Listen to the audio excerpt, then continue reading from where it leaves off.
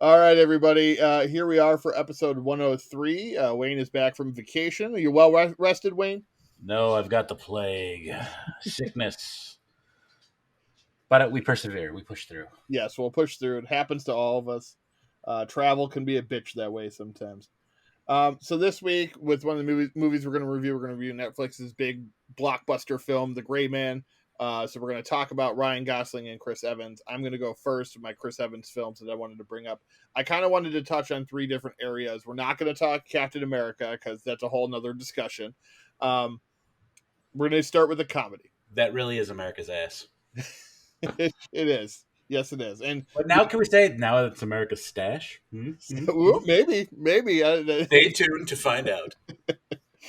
I will say that we did get to see a little bit of America's ass in our first movie, and that was Not Another Teen Movie, which... And pause. Sorry, I'm done now.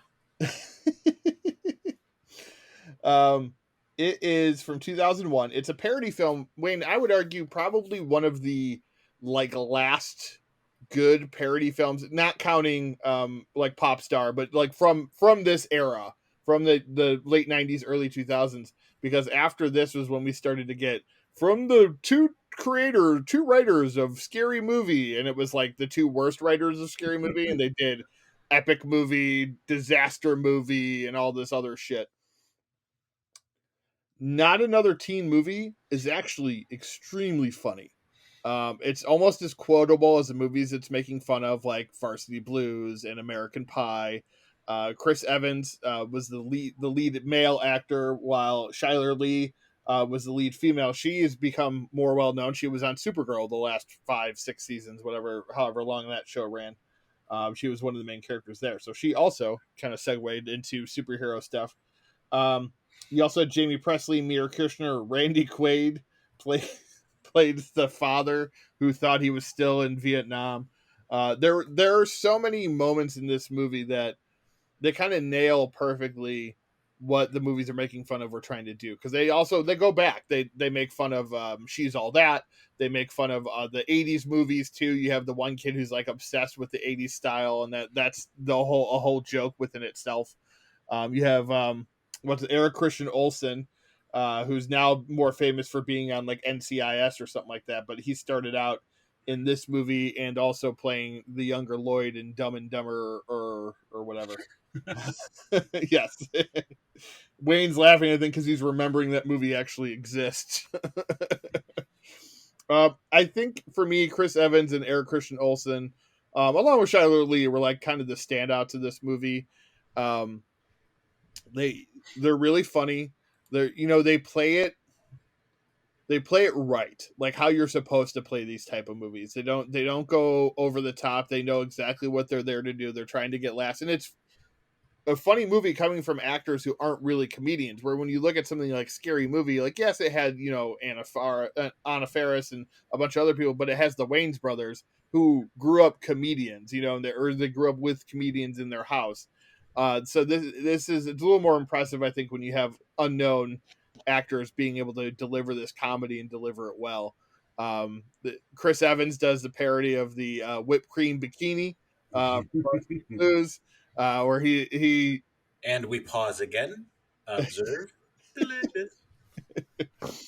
He does the banana split, and when he turns around, he's got the banana hanging off his ass.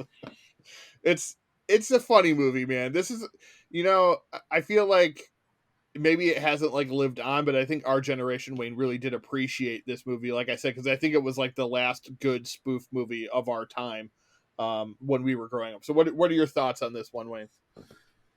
Yeah, it's the last one that like really I cared about, that entertained me. Probably one of the last ones that I saw, because after that it's like, oh, good. They're making Scary Movie 14. Fantastic. Right, yeah. So, yeah, I dig it. Yeah, I mean, I think what you see, too, is, like, after this, the guys, again, those two guys, I forget their names, but we're not going to mention them anyway because they suck. But they didn't know how to write a parody film. They would just take, the Avengers and then have them get squashed by a giant robot. And they're like, oh, there was the Avengers. Like, they didn't know how to actually spoof anything correctly. And so I think, with this movie, you kind of get, like we said, you kind of get the last of that. And it's really funny. And it shows that Chris Evans does have comedic range. And I think it was a nice introduction to him. This kind of led him to do more teen comedies for a little while before he ended up breaking into doing more action drama. And then eventually, obviously, we talked about getting Captain America. He was the Human Torch prior to Captain America. So he did have, dabble in some superhero stuff previously as well. All right. So you got Ryan Gosling, Wayne. What are we talking about first? My second favorite Canadian. Both named Ryan? Liz is researching Gosling a little bit here. Noticed that one of his first credits was "Are You Afraid of the Dark," which I very much loved, and I know we've talked about it before. A good, during our intro to horror for children type thing, or getting into like spooky stuff. But I think I need to go with. Oh, hang on one second here. We're gonna go with one of my favorite sports movies that we have talked about before. That's Remember the Titans. Yep. Reason I'm picking this one is because Ryan Gosling is very much just a supporting side note character in this. Yeah. Like, I didn't actually make the recognition till after Ryan Gosling really got it famous. In more things and whatnot. Yeah, going back and watching it. Stuff, the replacement, if you will. Yeah.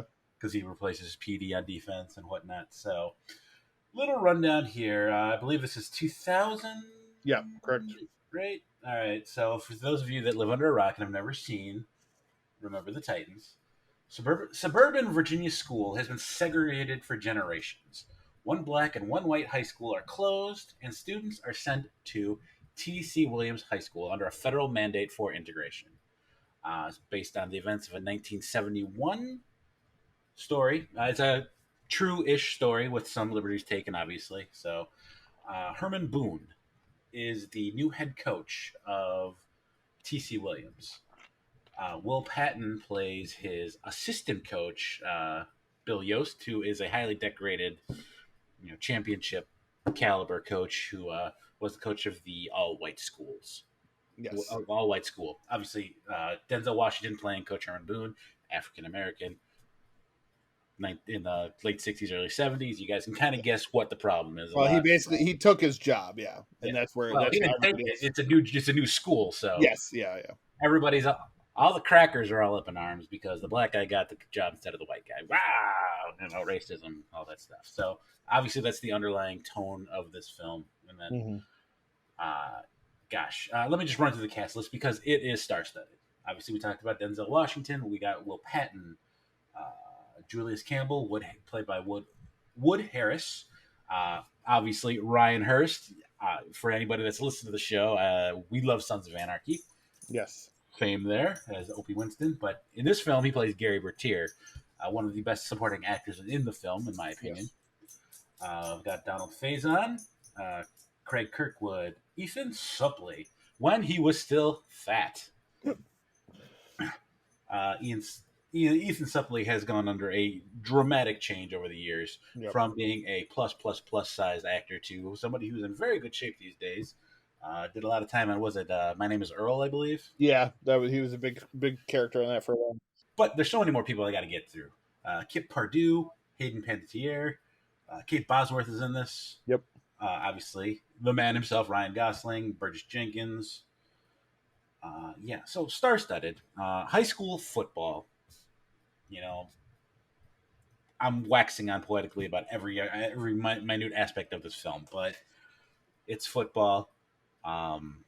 Fantastic soundtrack. One of the highlights is when everybody breaks out into Ain't No Mountain High Enough during summer camp, I believe is what it is. And they're just... What is your opinion or anything you want to add to, or what do you want to talk about in regards to this film? Well, it is one of my favorite films, sports films, I should say. It's one of those films that I've seen it a bunch, and every time I still get emotional at every moment of this film. It has the just this hold over me, I guess, where it gets you every time, even though you know what's coming, you know what's going to happen. You still get weepy, you still get emotional. Great performance from Denzel, of course.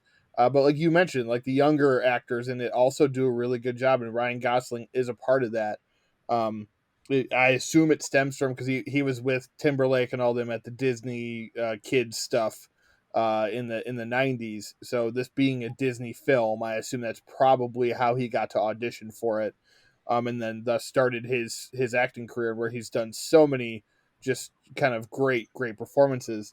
But this was a nice little uh you know what, when you go back and look at it after you've seen other movies from him, you realize how good of an actor he is, because this is a very different performance than any of the other ones that he gave. Of course, yes, he's a little green maybe, but it's a very different character that I don't think I've seen him play before. And when you go back and you look at this performance, you can kind of see how good he was going to be, I think, from a young age. And it's always fun to kind of go back and look at these actors when they were younger, like I said with Chris Evans in his last movie, like kind of doing something you don't really see him do often, but he can, and with Gosling, he got to play a supporting character, so he probably got to try a few things too. As an actor, I know they like to take a role where they can do a little different things here. He's not the focus of this movie, so he probably got a little more freedom. I always liked his character, Alan Bosley, and Ethan Suplee's character, Louis Lastik, because they're the two guys that are open to having, Yes, black teammates. There's that scene where he's dancing to the country music. Like, yep. come on. I know I don't even have to ask how you feel about this one. And then Have you ever heard of Cruel and Unusual Punishment? I believe that was Blue. Yeah. Yeah, it's a great movie, and it's one of those ones that I definitely watch come football season every year. So it's again, it's just nice to see actors we like in these performances. Ryan Hurst, like you said, pre Sons of Anarchy, was really good, and I think he was a bright spot of this film as well. So one of the best inclusion movies or I don't know if it's even inclusion is the correct term, but just unity movies from our generation. Yeah, for sure. Agreed, sir. All right, so my next one is from director Bong Joon-ho, who has done such movies as, I'll bring up his thing here. Parasite, obviously, where he won all the Oscars. Okja, Mother, The Host, Memories of Murder, Barking Dogs Never Bite. But in 2013, he made his first English-speaking film, and that was Snowpiercer, starring Chris Evans, Song Kang-ho, Tilda Swinton, Jamie Bell, Octavia Spencer, Ewan Bremer, Ko Asun, John Hurt, and Ed Harris. It is a film that takes place entirely on a train. It's kind of like you can compare it to like a Hunger Games. It's based on a graphic novel. Is that train possibly going to Busan? It is not. It's basically like civilization's over. Everything's freezing outside. This train is one of the last parts of civilization. However, like you have, take the pandemic for example. When this shit happens, there's a class warfare. So you have all the rich people at the front of the train eating all the the fancy meals, the fancy dishes, and then you have the poor people where Chris Evans is at the end of the train where they're eating like this black jello looking slop, and it's just really like that's what it is. And so you have finally, like, the front of the train doesn't care if the back of the train live or die, so they kind of take that, obviously, that they're disrespected by that, so they decide that they're going to take over the train, and they kind of work their way through to the front of the train to get to the villain. It's a really fun, exciting film. I think it was one of those ones that when it came out, it was more of an independent really released film, but then it hit Netflix and it blew up on Netflix, pretty big at the time in 2013. So it was nice to see Chris Evans have another movie that wasn't Captain America be relatively big. It wasn't a big box office success or anything, but people were talking about Snowpiercer. And it's a really fun sci-fi futuristic movie, and it's really good. The performances are great. I like this performance from Chris Evans because it's a bit more of a serious performance from him.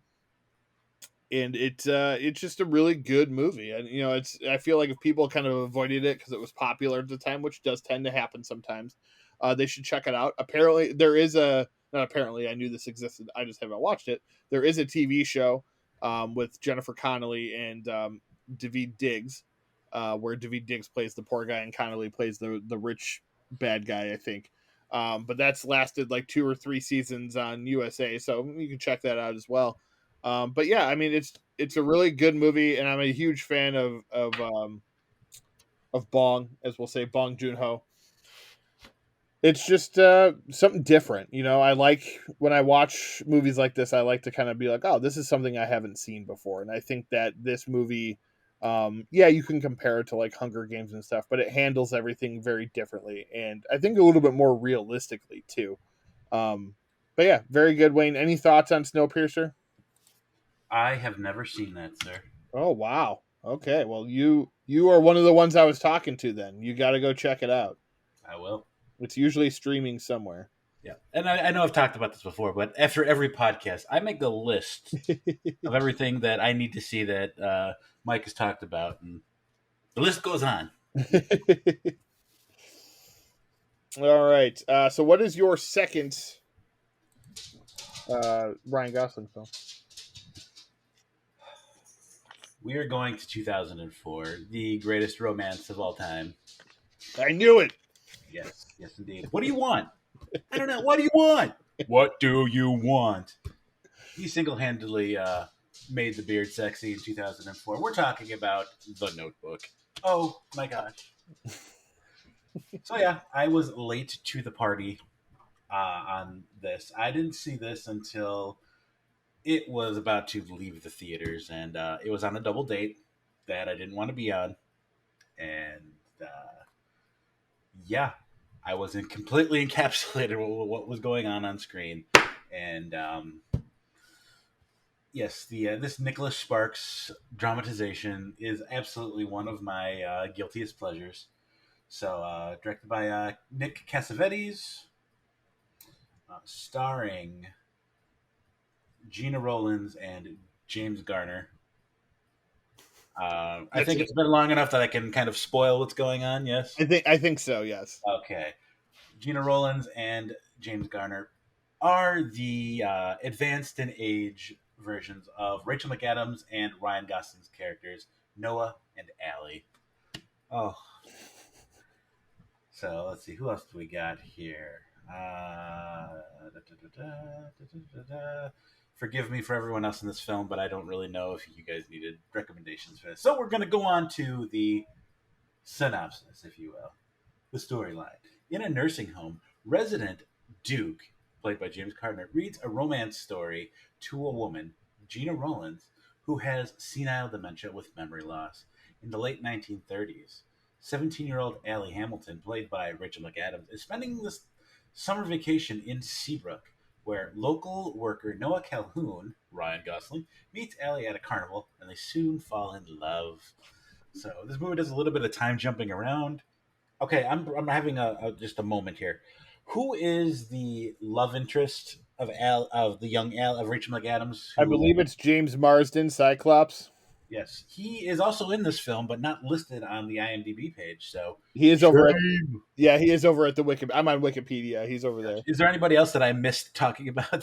Sam Shepard, Kevin Connolly from Entourage. Joan Allen. So Joan Allen looks like she plays the mom of Rachel McAdams. Gotcha. So yes,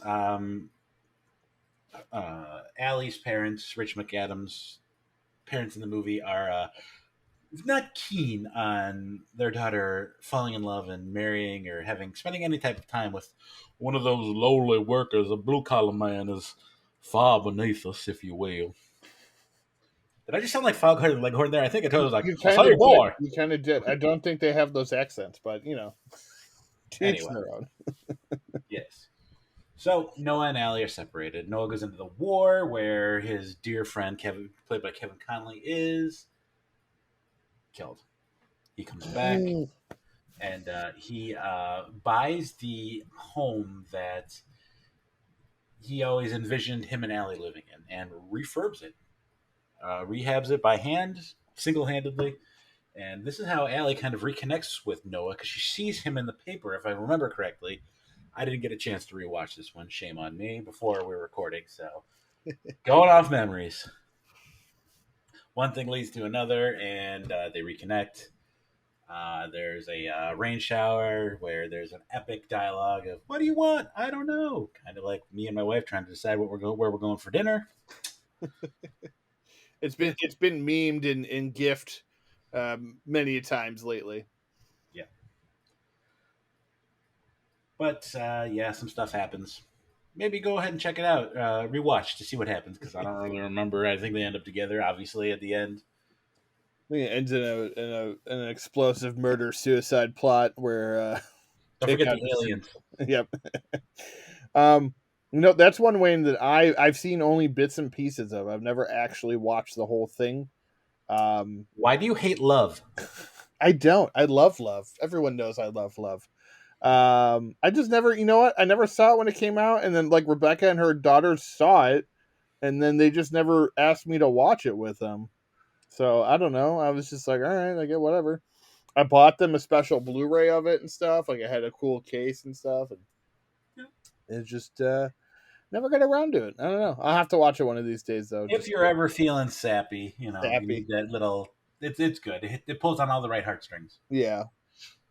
All right. So my final Chris Evans movie. I don't know if people. This one might be one that people haven't really heard of a lot of. Um, it's called Gifted. It's sounds like it might be superheroes. It's not. It's about a smart child. Directed by Spider-Man director Mark Webb. Um, starring Amazing Spider-Man, I should say. Starring Chris Evans, McKenna Grace, Lindsay Duncan, Jenny Slate, and Octavia Spencer. Again, because Octavia Spencer is also in Snowpiercer. National So, treasure. yes, she is. She's not in the movie. She should be, but she She is a should be. national She treasure. should be in the new TV series.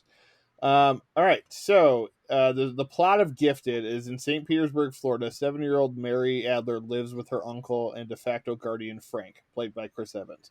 Her best friend is her 43-year-old neighbor Roberta Taylor, played by Octavia Spencer. On her first day of first grade, she shows remarkable mathematical talent, which impresses her teacher Bonnie Stevenson, played by Jenny Slate. So it's this story about how this uncle kind of has this child thrust upon him after his sister passes away. He's the guardian, and the grandma is in the picture, but she's not a. Her and the brother don't have a very good relationship, so she wants custody, and he is trying to do it on his own, and there comes a lot of struggles. She has, similar Wayne, I think, to our children. She's very smart, but she also acts out when things don't go her way, or when things that she can't understand. I'm very familiar with this. Um, so maybe this movie hits more on a personal level to me too. Um, but it's a really good, effective drama. Chris Evans gives a really good performance. I feel like it kind of got overlooked when it came out. I didn't see it till it was streaming, like either on Netflix or HBO or something like that. So, um, it it's just really it's a really good drama, and it's emotional, so it's going to make you sad. There's court stuff that they go through, and Octavia Spencer's character is kind of got to like get into him, like you are the best thing for this child, and so it's a really good story. And I think Wayne, if you haven't seen this one, I'm definitely, even though I think you'll like Snowpiercer, I would definitely watch this one first because I think this is more up your alley, and this is something you'll enjoy. Uh, not having if you hadn't seen it before. Which have you seen this one before? I have not. Yeah, it's definitely a high recommendation from me if you like, weepy dramas, if you will. Because it pulls at the heartstrings. McKenna Grace is great. She's was just in Ghostbusters. She's in I feel like she's almost in every movie. So she's really good, and she's a really good young actress in the way like that. We all looked at Dakota Fanning when she was young. McKenna Grace is basically the new Dakota Fanning. Everything she does is good, and all the performances that she gives are really good. So I do recommend seeking this one out. I'm not sure if it's streaming at the moment, but it is well worth your time, and I don't think you will be disappointed. So if you like these type of movies, all right, Wayne, what is your final Ryan Gosling film? I feel like each one that I chose I've already talked about, but I love all three that I've chosen. So we're going with 2011's Crazy Stupid Love. Love that movie. Yes. Directors are Glenn Ficarra and John Requa, Requa. Forgive me Yeah, if I mispronounced that. Written by Dan Fogelman. Starring Steve Carell, Ryan Gosling, Julianne Moore, Emma Stone. Fantastic casting, by the way. Theo Lipton, Jonah Bobo, Joey King. Really? yep. Huh? She's Never. yeah. I was now years old when I made that discovery. She's You the guys she's are witnessing something prophetic right now. she's the younger daughter. Right. Never ever made that connection. Wow. Marissa Tomei, as gorgeous as she is ageless, Yes. fantastic. Also, Chris Winifred, John Carroll Lynch, Kevin Bacon, David also Lonergan. as gorgeous as he is ageless. Yes. Josh Groban, I didn't recall he was in this movie either. Wow. He's her The ball. yeah, he's her douchebag lawyer boyfriend in the beginning. Gotcha. Oh yeah, duh. Yep. All right, so let's give the people a little breakdown here. Cal and Emily, Steve Carell, and Julianne Moore have a perfect little life together, living the American dream, until Emily asks for a divorce. Now Cal, Mr. Husband, has to navigate the single scene with little help until professional bachelor Jacob Palmer, Ryan Gosling, steps in. That first scene where they're at the mall and he's eating Sparrow and he's just looking at Cal up and down, just dressed in a very trendy suit, and like, how many people wear a suit to the mall unless they're selling suits at the mall? Right. Yes. Yeah. Just the whole, he takes his shoes and throws them off the Throws balcony. him over the edge. Yeah. How much money did he have for clothes? He pulls out the wallet with the Velcro, and Ryan Gosling peels back in horror.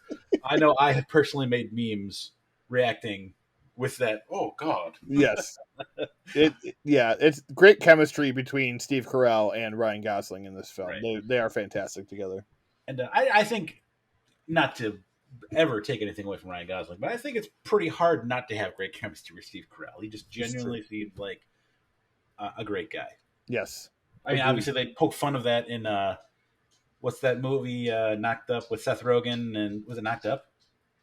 Seth Rogen, where he's got the kid with the lady with Katherine Heigl. Katherine Heigl, yep. And they're like, Steve Carell, why are you being a dick? Yeah. Anyway, so that was me totally screwing up the little connection points there. So yay me! All right, let's get back to the movie at hand. So Emma Stone is, unbeknownst to everybody, well, unbeknownst to most people, maybe you drew the connection. I totally didn't. That Emma Stone is Cal and Emily's oldest daughter. Yep. And obviously, redhead, totally, they so focused on. Yeah. The movie does a good job of hiding it. It gives you the hints because they talk about how they have an older daughter who's doing this and that, and you don't put it together until later when they, when you're like, oh shit, this makes sense now. This whole movie also introduced the term of being cuckolded. Yes. Cuckolded by David Lindhagen. I know you are. You told the whole bar. You suck on your little straw, makes it look like you're sucking on his little schwanz. Didn't know what that term meant, but I put two and two together. One of my favorite scenes is when the backyard scene where Ryan Gosling goes, oh, David Lindhagen, and he starts taking like his rings off and stuff, and he's like taking his coat off. That is the antithesis where everything comes together, because he defends Cal, but Cal's pissed at him, so Cal fights him. Yep. And then the daughter of John Carroll Lynch, yes, shows up because she is in love with Cal as well, or lust, whatever you want to call it. Yeah. So she decided to entice Cal by taking some spicy photos, which her parents find and think that there's something going on between Steve Carell's character Cal and the babysitter daughter. And then so it's just a big hodgepodge, just so masterfully written and acted, just a fantastic film. I don't have anything really more to say about Crazy Stupid Love without just talking about It's, every scene and a yeah, breakdown. no, So, it's we could honestly do a whole hour on this movie because this is probably one of my favorite rom coms of the last. No, it's been 11 years now, so let's say last 20 years. yep. I really love this movie. We put it, it's one that my wife even likes a lot too, so she'll put it on every once in a while, just looking for something to watch on either Netflix or we have it on Vudu and stuff. Really funny. Everyone's great in it. Great performances. You can't really go wrong with Kevin Bacon. Anytime Kevin Bacon's in something, it just makes it better. But you really, you come for Steve Carell, Ryan Gosling, Julianne Moore, and what's her name, Emma Stone. I'm trying to blank. Those are really like your four main leads, where Gosling and Carell are kind of the leads of the movie. We spend most of our time with them, but you do have the great moment too, the Dirty Dancing moment with Gosling and Emma Stone, which is fantastic. Which Hmm. they've talked about since this movie has come out and stuff, and just great in the movie. And what's my move? I do the Dirty Dancing. What? She's like, that works. Yep. Obviously, the parallels from La La Land because Yep. of Oh yeah, that yeah, yeah. whole deal. For sure, for sure. It's definitely it's pre La La Land too, so you kind of get a look at their chemistry beforehand, Yep. and understand why they were cast together in La La Land, because it works. They work well together. They're kind of a perfect match on screen couple. Um, and you said who doesn't get along with Carell. I think the same thing can go for Gosling, because I hear that he's just a really like generous and nice person. So Do you remember the series of memes where it was the guy who was trying to get Ryan Gosling to eat his cereal? yes, And then, of course, they did it on unfortunately, SNL, right? Yeah, wasn't it? well, the gentleman who's created that trend, uh, unfortunately, got sick and passed away. And Ryan Gosling, being the incredible human being that he is, just made a simple 5-second video That's what. Yeah, of him eating the cereal because the whole meme trend was because he wouldn't eat the cereal with the faces that he made and whatnot. Anytime he tried to give him a spoon, yeah. I it was didn't just a realize the nice, guy. I touching didn't know thing. that's why he did it. I knew Ryan Yeah, Gosling did that video. I didn't realize that's why he did it. That's very yeah. see It's one of Canadians, those man. that heartstrings, Yep. man. And both that Chris Evans too. If you read some stuff on him, he's a very generous person. And when all that stuff about the Lightyear kiss was going around, he basically told people that they needed to stop being bigots, and get over it. And if they didn't like it, they could go fuck themselves. So, they both, I think, have a good head on their shoulders, and it's nice to get to talk about their movies. And like I said, with some movies that maybe people either forgotten about or haven't seen. So, um, all right. For that being said, we're going to go into our reviews. Of the week. Um, the first one is going to be the Ryan Gosling and Chris Evans film, where they team up for the first time, and it's an action film, and it's directed by the Russo brothers of the Avenger films. So they have worked obviously with Chris Evans and the two of the Captain America films. So they have worked with him now a total of 5 times. Um, It stars Ryan Gosling, Chris Evans, Ana de Armas, Jessica Henwick, Rajah Jean Page from Bridgerton, Wagner Mora, Julia Butters, Danush, Alfred Woodard, and Billy Bob Thornton. So, pretty big cast, good actors. Written by Joe Russo, Christopher Marcus, Stephen McFeely, directed by Anthony and Joe Russo. It's based on The Gray Man, which is a book series. By Mark Greaney. So it is an action film, a spy film, if you will. Senior CIA official Donald Fitzroy visits a convicted murderer in prison. That's Ryan Gosling, and he then says, "Hey, you can either walk out with me and do what I tell you and work with the CIA, or you could spend your time in prison," which he had until like 2031 or something like that. So he decides to go with him. And then we cut to 18 years later, and he's this, big super spy type thing. They call him in on missions when there's nobody in the area. He plays Sierra Six, that's his name. And so Mm-hmm. Gosling then, discovers that there may be some shady business going on with a new person in charge, which is Rajah Jean Page, and his character. And so he then kind of goes off on his own, and then it becomes kind of like a Bourne Identity or Yep.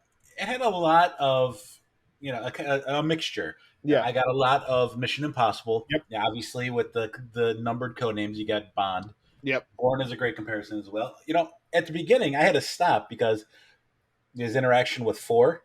I yep. thought that was Matthew McConaughey for a second. I'm like, wait a minute, are we gonna? Is this gonna be all right, all right, all right? I got excited. It's not, but That would have been great had they got someone big to be, because Mission Impossible has always been known to do that. Get someone at least recognizable to play a role that they die right away. and Matthew McConaughey will make those cameos He on will. Yep. Yep. Wolf of Wall Street. Yep. He does them from time to time. Yeah. So Wayne, what are your thoughts on this film then? I mean, it's basically a big spy thriller. Um, the action scenes were good, but it was kind of run of the mill for me. It didn't really stand out on its own. Okay. And that's not a knock. It's just it checked the boxes, but nothing that made it outstanding. Like, the all right, let's just go the last Mission Impossible movie with Superman as the bad guy. Yeah. That epicness Yeah. it just seemed like it was kind of lacking something that made it stand out from the rest of them. I think I enjoyed it for what it was. I thought it was an entertaining film, but I do think like the drone shots a lot, and this is what people have criticized the film online. The drone shots do take a lot out of the action sequences, and the movie is better too. I think when you have more like that Henry Cavill style hand to hand combat that they do like towards the end of the film, some of the big action set pieces just kind of feel like they're from other movies. Yep. But I did enjoy myself. I had a good time with this movie. I really liked Ryan Gosling and Chris Evans, their chemistry together. And I thought they had some good lines and stuff. And Ana de Armas was really good. We have to talk about Chris Evans' mustache, which is a point of his character that gets brought up with and Ryan Gosling with the line with you must be Lloyd. And, you know my work? It's like, no, just with the white pants and the trash stash, I just put it together. So it screams Lloyd is what he said. So I thought there was some good dialogue in this film. It definitely has places to go because this is, according to Netflix, going to be a franchise. They've already got prequels and sequels and all this other stuff planned. So it'll be interesting to see where they go in the future. I don't know that they'll spend $200 million again on another movie because that's a lot of money on a movie that does not go to theaters. But obviously they're hoping to, get subscribers and whatnot. But yeah, I don't want to give anything away, so we're not going to give the plot points or anything. And, it's kind of a survival spy film, basically. They do spy things. Yes, they do spy things. Exactly. But yeah, I would say for me, it was a solid 7 out of 10, Wayne. I don't know how it sounds like you're a little lower on that, but no, I was thinking 6 or 7, right there with you. I would Something definitely watch this before I watched Mission Impossible 3. Hey, people like 3. That's with Philip Seymour Hoffman. Are you sure you're not thinking of 2? 2 was awful. Was 2 the awful one? 2 was the one where like he passes Tandy Newton in the car and automatically they're in love with each other in the first like 5 minutes of the movie. I was like, what? Well, I mean, come on. It is Tandy. I get it. It is Tandy Newton. Yeah, so you can watch The Gray Man right now on Netflix. I would say definitely, I don't know like how many times I'll rewatch it, but when they make more of them, I'll probably go, do a rewatch before I watch the next one. All right, so the next movie we have, I'm going to let Wayne start it off, but I'm just going to name it here. It's called Anything's Possible. So Wayne, take it away. All right, Anything's Possible is the newest release from Amazon, or was released on Amazon. I believe it's its own movie, right? So, it was made, I believe, through Prime. Directed by Billy Porter, written by Ximena Garcia Lacuna. Sounds good to me. I butchered that. Pretty good, I think. Yes, it's starring Ava Rain, Abu Baker Ali, Courtney Carter, Carrie Lamar Wilson. Those are your main characters, if you will. Renee Elise Goldberry too plays Kelsey's mother. She plays Kelsey's mother. She's one of the more known actors in the film, I would say. She was further down on the list. Yeah, because she gets I think she gets the and Renee Elise Goldsberry credit instead of like right up there with the rest of the cast. So here is the little breakdown. Anything's Possible is the delightful modern Gen Z coming of age story that follows Kelsa, a confident high school girl who is trans, as she navigates through her senior year. When her classmate Kal gets a crush on her, he musters up the courage to ask her out despite the drama he knows it would cause. What transpires is a romance that showcases the joy, tenderness, pain of young love. All right, sir. This is one of these stories that absolutely needs to be told.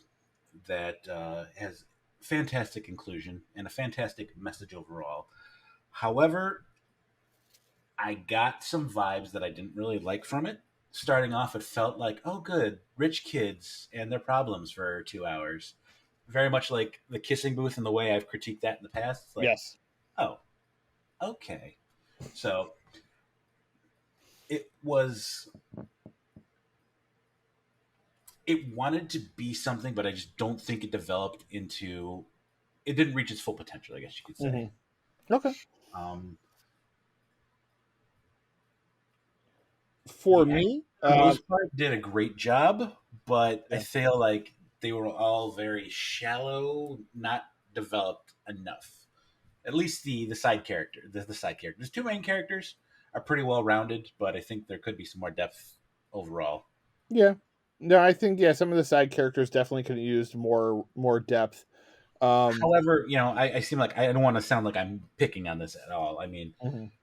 it very much answered a lot of questions, or it educated me, which I think is a big takeaway and a big plus for me, for somebody who, I believe the term is a cis Yes, male. cisgender male. Yes. Um, there are times I admit that I am kind of ignorant or not understanding or just don't Mhm. know. So this was nice to see and learn and be entertained at the same time. It's definitely from a different perspective than we're used to seeing. So, like Wayne uttered when we started off, this is a movie, a story that needs to be told in order for us one day to be like, oh yeah, that movie, whatever, that one was okay, because we've had so many of them, but we haven't had so many of them. This is a rare where you get a, granted, it's not a huge, like, big budgeted movie, but it feels like a regular movie. It's not a made for TV film or anything. It feels like a real movie. So to have a story like this, I think it's very important. We always talk about inclusion, and just diverse casting, which this also has as well. There aren't very many white people in it, which is not a negative. They have like a lot of white extras and stuff, but the main characters are people of color or diverse characters, so it's something we don't always see. Like we said, it is about a trans girl, so we get to see her story of how she wants to live her life. It does a good job, I think, of like showing how people can take someone else's crusade on as their own. And there's a lot of I don't want to say that they're trying to be negative towards those people, but they're like just trying to show them like, hey, just sometimes when you do this stuff, you're a bit extra. And maybe pull it back and actually listen to the person that's going through the thing that you're trying to help. Right. When I really like the explanation on I hate being called brave. That was Yes. very, it's like, okay, Yep. that was an understanding learning moment for me. Right. It's and the explanation was because she was, why is she brave? She's just being herself. And there's nothing, that should be that's what we all should aspire to do, is to be ourselves. Unless like I said before on one of our previous, unless it's being a racist, hateful douchebag, don't be that person. But if you're, if you're going to be a good person, be yourself, be who you're supposed to be. Don't let anybody tell you that you can't be that. And I think that's an important message from this movie, whether you like the movie or not. That's something that we don't get in a lot of these type of films. um One of the other points that I wanted to kind of just talk about or address, the Otis character, Carl. They did a funny thing about how to pronounce Carl's name properly, and yes, yes. I can't. I Yeah, don't think I'm doing it Rebecca right either. kept trying to do it while we were watching it. She's like trying. At one point, she got it. She's like, "It's pretty close." Yeah. Otis is kind of like, so what? Are you gay now?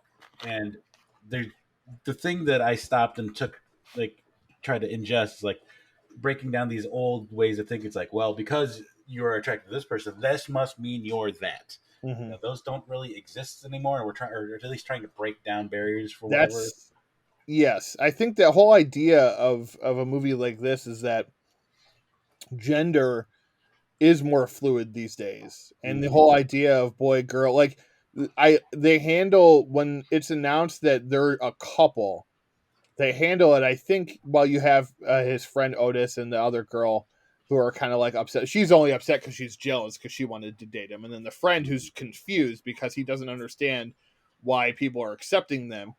But most of the school, like when they do a pan around, I think it's very accurate of how kids are these days. They're all like happy for them and like, oh, that's cool, man. And you see like a lesbian couple walk past them and they smile back at them and stuff like that. So I think that's more the new norm. And the way Otis, what they were trying to get through is that Otis, while yes, you need to teach these young people how to just be accepting, I guess, or how to just let someone live their fucking life, and it's none of your fucking business. That's really what it comes down to for me. Um, but it, kids these days are more like if I talk to Donovan about this, he'd be like, "Yeah, whatever. Like that's cool. Like I don't. It doesn't. It's cool that they're that way. It doesn't matter. You know, they don't. Kids these days don't look at it as a big deal. And I think that's what was cool about this movie is that it took it in that way. So while I'll agree with Wayne that there definitely structurally there is some things about this movie that could be better. I do think it's a positive step in the right direction to have a film like this that could reach such a larger audience because of Amazon Mm-hmm. and the fact that it's a Prime original. It's going to be all over their thing for whatever. Um, but yeah, I and that being said, I did enjoy it. I had a good time with it. It didn't hit me emotionally as a lot of some of these other movies can. Like Kissing Booth is a good comparison because those movies never hit me emotionally either. But go ahead, Winter. No, I just I was going to say something in regards to the end of the film, but I'm like I'm going to pull back from that and just say you know, maybe it's a little bit more reality based. It is. That's what I was gonna say. It does have a real feel to it where at a certain point in the movie I realized that it wasn't going to wrap up all happy and hunky-dory like a lot of these movies do. Not to say it's sad by any stretch, but it's more, Wayne put it perfectly, it's real. It feels like a story that despite how wealthy these kids are, a story that could actually happen. As opposed to like something like Kissing Booth feels almost like a fantasy of like what a teenager's life is supposed to be in California when their families are rich. So yeah, I enjoyed this movie. I would say a 7.5 out of 10. It's definitely worth a watch. And again, it's a movie. When you think about it, like when people are like, oh, it's that movie or this movie, I see IMDb it has a 4 out of 10. I assume a lot of that's because of bigots. Yep. They like to get on there and pull movies down like this. That's a great point because there are 5 reviews, but Oh, it's so lowly ranked. okay. Go figure. And all of the reviews are fair. There's nothing that's just marking it as a yuck Yeah. because, but yeah, bigots. I mean, and nothing else. Watch this purely to have a better understanding or educating yourself in regards to you know humans in all of our varieties. Yeah, right. Exactly. I think it's an important movie to show your kids too, whether they like it or not. Just again to see a life from a different perspective.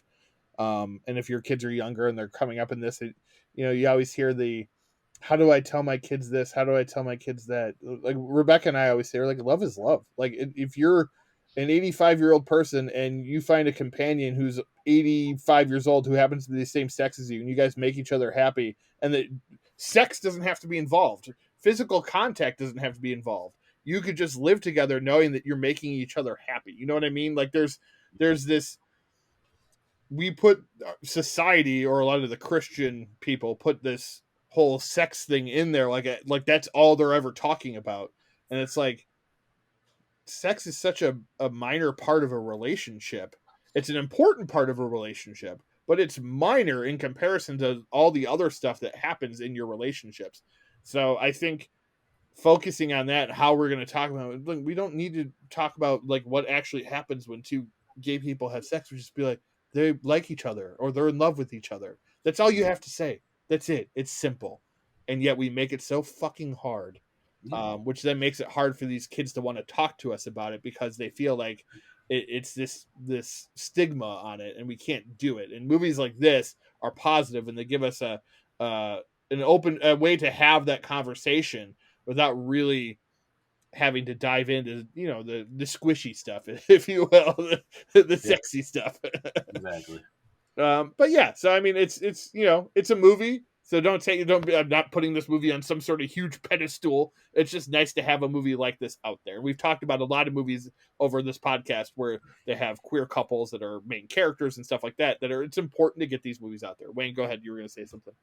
I was just going to say, much like any movie, it would benefit from a larger budget, if you will. Of course, But I don't think it really holds the film back like other Amazon or like yeah, not just Amazon, but other lower budgeted projects. Netflix type movies. Yeah, some of them they don't put a lot of money into. You can tell. Also, I do want to mention it is directed by a black gay man, Billy Porter. I think that's also important to mention because that's something that we don't have a lot of director wise and filmmaker wise. Also, I think Wayne, it was pretty obvious that with the because Billy Porter, if people don't know, comes from the Broadway background, and he was in the show Pose on FX about trans models, I believe. Um, he obviously, it seemed to me like he wanted to make this movie a musical because he has this dance number that plays through the closing credits where I'm like, I bet he wanted this to be a fucking musical. They're like, no, Billy, no, we're not going to do that. But it was, yeah, it was cool to see that he made the film and that there's a lot of him on that movie. There's a lot of characters. My wife was always like, what the fuck are these people wearing? I showed her a picture of Billy Porter. She's like, oh, okay, I get it. Like he's got like a very odd fashion sense. And I think a lot of his characters have that throughout the film, Yeah. which is fine, you know. Well, I thought the same thing with one of Kyle's outfits. I'm like, I'm sure that's good, but for me and this understanding, I'm not a big fan of the mustard look. But Right, yeah, exactly. There's a lot of if you're I don't know. I'm not a fashion person, so I would never. Those people obviously, I think, know a little bit more about that stuff than I do. So, but yeah, I don't know. I think you should watch this movie. Judge for yourself whether you like it. At least just to realize that movies out like this exist out there. So catch it on Amazon Prime, as we said. All right, Wayne. Anything that you've watched recently that you want to talk about? I finally got to see Top Gun Maverick, and yeah, it deserves the hype that it got. It was a very, very good movie, as good, if not better, than the first one. I would say better. Well, I mean, you're entitled to your incorrect opinion, but I'm kidding.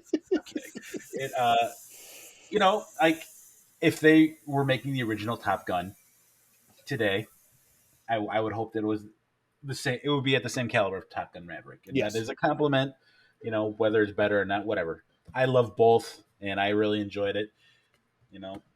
It was really nice to see a remake with the actor truly encapsulating the character that he originally portrayed, if you will. Because a lot of times it's kind of like, hey, like when Bill and Ted Face the Music came out, you knew you were getting Bill and Ted again. You know what I mean? Like, does that make sense? Yeah. We saw Maverick again. We did, yeah. No, we did, yeah. Cruise was good. Cruise was really good in it. I really liked Miles Teller in it a lot. He really did look like I got super Goose vibes. He did. Oh, he looks like Anthony Edwards in the movie. He totally does. I could see because the other guy, I forget, Glenn Powell. He was also up for the part of Goose's son, and he lost out. And then they liked him so much they gave him the other role. But just based on appearance alone, I see why Miles Teller got the role. I mean, he looks like a young Anthony Edwards, and I thought that was perfect casting. Great mustache, cool hair, cool sunglasses. Yeah, I believe one of the highlights though was obviously the Iceman scene. Yes. Sad too. Just when you realize because what Kilmer has gone through over the last 10 years or so of his life, but how they crafted that to fit Kilmer and his situation is just a testament to just Tom Cruise or the film director, whoever made those decisions. I take my hat off to him because I imagine it's probably Cruise. He has a lot of control over his project. So, but yeah, it was a good move, and I think a very nostalgic move that gave a lot of people a lot of different emotions. I really did enjoy that film. Anything else, Wayne, that you watched? You want to talk about? Oh goodness. There are so many TV shows that I need to watch. Virgin River just came out that I haven't started yet. Yep, same here. I had talked previously that I started The Sopranos. Well, I tailed off, and then I got a bug, and I started watching Smallville again. And it's funny, just like the further you get away from a show, the way your opinions of it Yeah. change. While I still love all the aspects of Superman and Clark Kent, like all that high school drama and that show, it's just like, oh my god, I'm over it. So you know, Nice. All right. and there's a bunch of other stuff.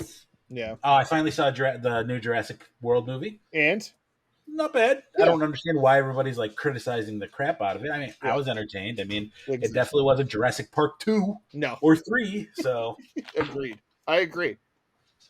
I get the whole whoa, this is how you stop a raptor with your hands. We're all dinosaurs. So, That's how it works, man. I've heard there's been facts that have proven that.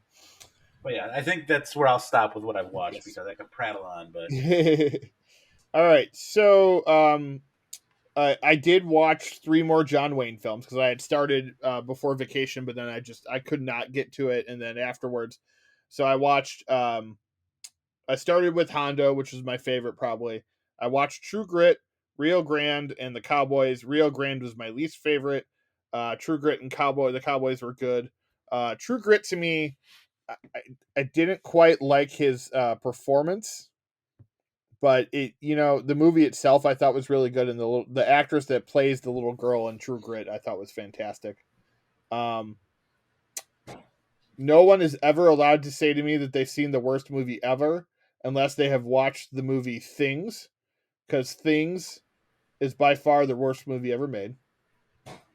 Don't Make Me Go on Amazon Prime was released last week. That was really good with John Cho. Leave No Trace with Ben Foster, which is on Netflix right now, is really good. Red Riding 1974 on AMC is really good. Serial killer film series. Uma, new Sandra Oh movie that just hit Netflix, not very good. But as we talked about with like Anything's Possible, Uma stars 2 Asian women. So I think that's something that, we have 2 Asian leads in the film, an American made film. I think that's very important. Unfortunately, I just wish the movie was better. And my big recommendation of the week is The Bear, which is an FX Hulu show about a restaurant in Chicago starring Jeremy Allen White. It's so good. Such a fucking fantastic show. 8 episodes. It's like under 4 hours, I think, for the whole series. And then I did get to see Nope this weekend, Wayne. And I saw Thor 2 weeks ago. So both of those high recommendations for me. I really liked Nope and Thor. So that's that. All right. so a lot of criticisms on Thor. Is it just undeserved because they're marveled out, or what do you think? I don't know that it's undeserved. I think that people didn't realize how weird Taika Waititi was. And the he had to follow for Ragnarok. He still had to follow like it. His movie was before Infinity War, so he still had to like, okay, this has to be somewhat serious because I have to lead up to a very serious movie in this universe. Right. But with this one, he doesn't have to do that, and he got a lot more freedom. I think I loved it. I thought it was great. It's wacky. It's goofy. It's weird. It's funny. And it's a Marvel movie. I mean, in the end, it really is a Marvel movie. I don't like. There are people that have walked out of it. Like, I don't understand what they were expecting. I really liked it, and Donovan really liked it. We enjoyed it. We had a good time with it. I think people just need to. It's not as good as Ragnarok, but I would say it's better than Thor 2 and probably on par with the first Thor, in my opinion. Yeah, Ragnarok was my favorite. Yeah, it does not touch Ragnarok, but it does do a lot of cool things that I think will kind of set that character up for the future. Natalie Portman's great in it. They give Korg some good stuff to do. Of course, Tessa Thompson as Valkyrie is really good. Christian Bale, man, that fucking guy. Everybody knows, just on another fucking level when it comes to acting. Him playing that villain was the right choice and probably the only choice. I mean, he was so good. Gore the God Butcher. It's got some really cute moments too in it, some really fun moments, some great one-liners, and screaming goats, which I thought was hilarious the entire time. So, but yeah, no, I really dug it. I don't understand what people's problem is with it, and it turned into this thing online too, where everyone was like ripping into Taika all of a sudden. I'm like, he's been like the most beloved director, but it's like someone posted like, oh, I guess he got too big, because that's what happens. You fly too high on Twitter, and then everyone starts wanting to see you fail and see you fall. But what I like about him is he's so whatever about everything that it's not going to do anything to him at all. He's just going to go on living his life and fuck everybody else. So, um, it's a good movie. It's really fun. I think people will enjoy it. And there's another big, just like in at the end of Doctor Strange 2, there's another big character reveal of an actor who will be playing somebody in the future that they kept under wraps for quite some time. So I thought that was really cool too. I thought that it's cool that we're getting to the point where they can make these reveals in like credit scenes and no one saw it coming. All right, so news and notes for this week. Sam Taylor Johnson directing Amy Winehouse biopic. Nick Cage will star as vodka drinking, flash dance loving dragon in a movie called High Fire, a gritty crime thriller series described as True Detective meets Pete's Dragon. I don't know what the fuck that is, but it's Nick Cage playing a dragon. I'm excited for it. Chad canceled at TBS ahead of season 2 premiere. Warner Brothers will assist in finding a new home for season 2. Ghostbusters Afterlife co-stars Finn Wolfhard and Billy Burke are teaming up again, but this time it will be behind the camera as they will direct the horror comedy Hell of a Summer. The pair will also star in the film alongside Fred Hechinger from Netflix's Fear Street trilogy. Hechinger will serve as producer alongside Jason Bateman, Michael Costigan, Drew Brennan, and Jay Van Hoy. It'll be a slasher set at a summer camp. Alden Ehrenreich joins cast of Marvel's Ironheart over at Disney+. Adam Sandler starring and producing an adaptation of You Are So Not Invited to My Bat Mitzvah for Netflix and will be joined by Uncut Gems co-star Idina Menzel. The Bear officially renewed for season 2, so anyone that's interested in watching it after my recommendation, there will be a second season. Samara Weaving and Tony Revolori join Scream 6. Tanya Reynolds and Patricia Allison leaving Sex Education ahead of season 4. Marcel the Shell director Dean Fleischer Camp directing live-action Lilo and Stitch for Disney. Sohelia Jakob joins Dune 2 as Shishakli. Frida Pinto to play political staffer Huma Abedin in adaptation of her memoir. Channing Tatum replaces Chris Evans in Project Artemis over at Apple Plus. Criminal Minds revival officially ordered at Paramount Plus. Nintendo is buying Dynamo Pictures on an animation studio that they will use to make and release more adaptations of their games. Gina Rodriguez and retired UFC champ Daniel Cormier are circling roads for Gavin O'Connor's TV adaptation of his own film Warrior, which starred Tom Hardy, Joel Edgerton, and Nick Nolte. The series will be 10 episodes and air on Paramount Plus with the hope of doing multiple seasons. Dr. Death renewed for second season over at Peacock. It will cover the story of Paolo Maturani, known as Miracle Man. That series originally had Joshua Jackson, Christian Slater, and Alec Baldwin, but it's going to be an anthology series, so they're going to cover a new crazy fucking doctor every year, I'm guessing. Adam Scott latest to join Dakota Johnson and Madam Web.